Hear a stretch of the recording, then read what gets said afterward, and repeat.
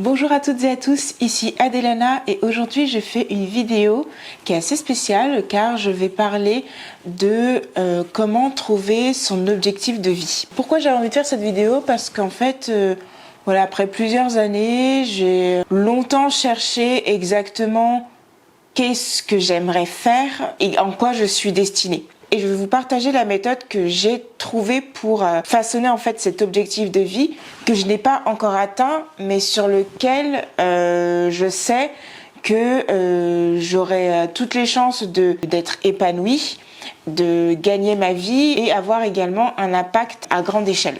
Commencer, munis-toi d'un stylo, d'une feuille de papier. Tu peux aussi utiliser ton ordinateur. Cette méthode, je pense qu'on peut la retrouver un peu partout. Moi, je l'ai façonnée à ma manière en me basant sur des vidéos, des podcasts et des livres que j'ai pu consulter. Mais bien entendu, voilà, c'est pas la recette miracle. Moi, en tout cas, c'est ce qui fonctionne le mieux. Surtout quand je me sens un peu perdue, et ça me permet en fait un peu de me recadrer pour être sûre de ne pas partir un peu partout, quoi.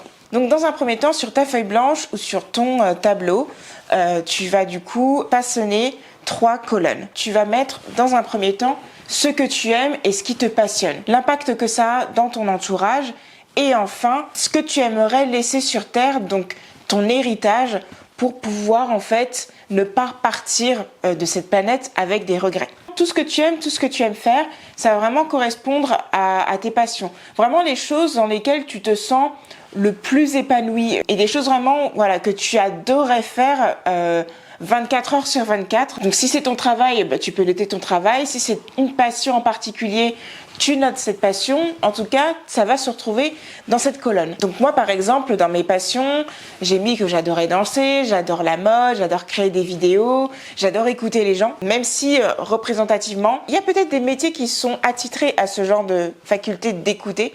Mais voilà, j'ai pas non plus fait une école de psy. C'est juste que quand j'interagis avec des gens, j'adore les écouter et les conseiller. Dans la deuxième colonne, l'impact que ça a dans ton entourage, ça veut dire que est-ce que avec tout ce que tu fais aujourd'hui dans ce qui te passionne, tu vois quelque chose qui impacte ton entourage.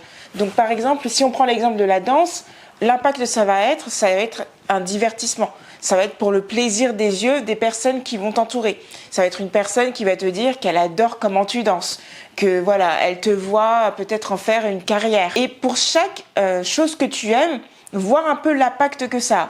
Le cas typique, par exemple de l'avocat ou du médecin, ils vont aider des gens, donc ça va impacter la vie de quelqu'un et avec une conséquence positive. C'est le but. Quand on parle d'impact, on parle uniquement d'impact positif. Si on s'arrête rapidement sur cette deuxième colonne, généralement, ce qui impacte d'autres personnes, tu dois y voir une contrepartie. Si aujourd'hui tu adores danser et que tu es très talentueuse ou talentueux et que tu arrives à en vivre, ça veut dire que non seulement tu divertis les gens, ça plaît et des gens sont prêts à payer pour voir cette prestation.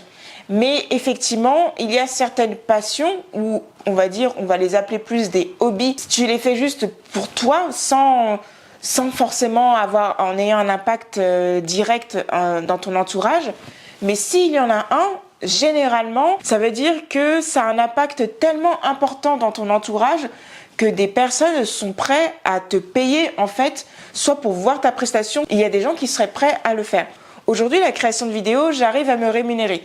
J'en suis pas riche, mais j'arrive à avoir des collaborations, car aujourd'hui, des clients considèrent que mon contenu est qualitatif. Et enfin, dans la dernière colonne, l'héritage. L'héritage, ça correspond vraiment à ce que tu as envie qu'on retienne de toi lorsque tu ne feras plus partie de cette vie. C'est des choses que tu as envie vraiment qu'on retienne de toi. Et généralement, ces choses-là, c'est intrinsèquement lié à tes passions et à la deuxième colonne, donc l'impact. Le jour où quelque chose va t'arriver, t'as pas envie d'avoir le regret de ne pas avoir accompli cet héritage, cette chose en fait que tu as envie de laisser sur terre.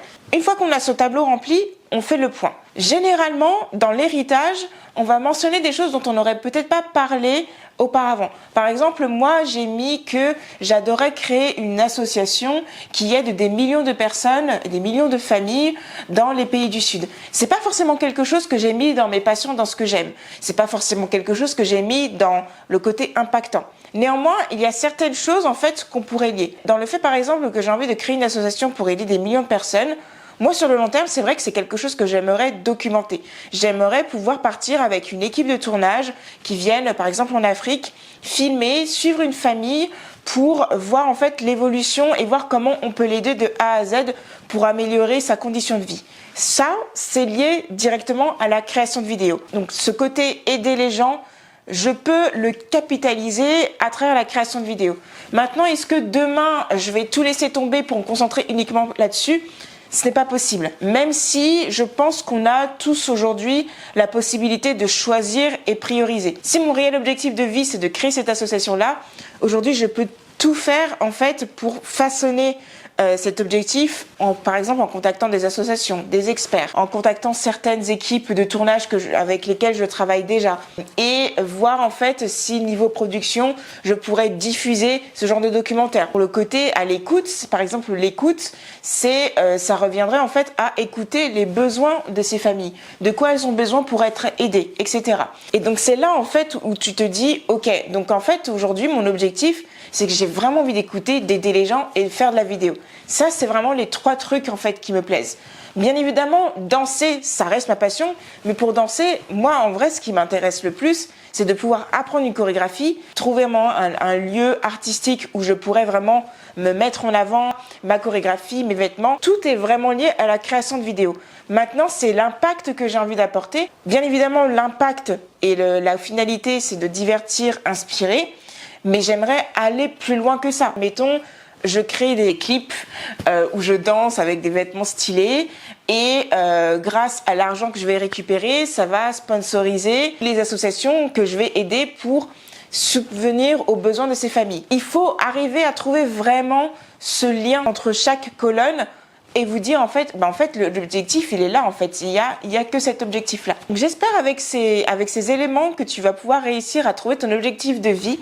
Je te conseille pour aller plus loin de vraiment suivre et écouter des podcasts. Moi je te recommande celui de Jay Shetty. C'est un homme que je suis depuis que j'étais à Londres, il m'a énormément inspiré et au-delà de ça, n'hésite pas à me commenter ton objectif de vie si toi aussi tu l'as trouvé grâce à cette méthode. À très bientôt.